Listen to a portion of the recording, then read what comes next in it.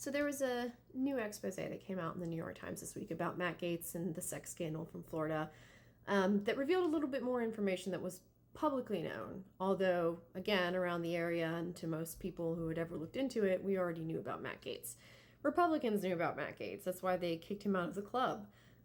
But the story of one of the minors that he paid for sex and trafficked came forward. And she basically said that she was homeless at the time and she was trying to save up money for braces, which is how she ended up in the trafficking ring.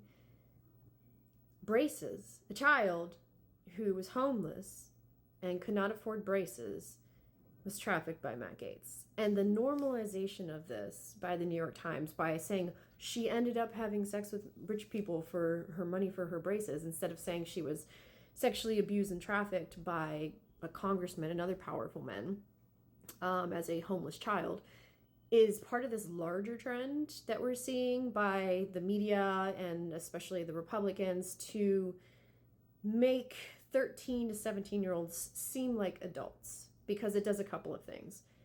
If they can shift culturally what is an adult, then they can charge minors as adults, and they can legitimize both legally and morally sex with children. And this is something that we've seen, by Megyn Kelly, who recently wanted to make the distinction between a pedophile and somebody who's attracted to people who are like 14 to 17. And if you ever find yourself tempted to make that distinguishment, don't.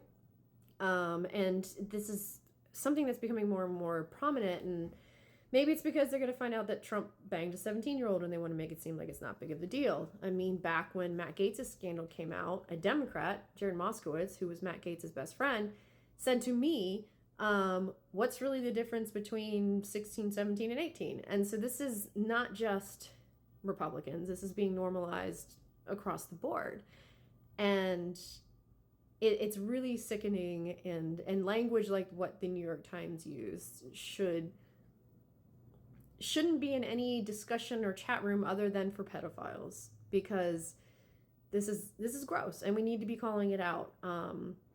Not that the media or any of these politicians listen to us, and not that there's ever any consequences, although I'd say Matt Gaetz had some consequences eventually.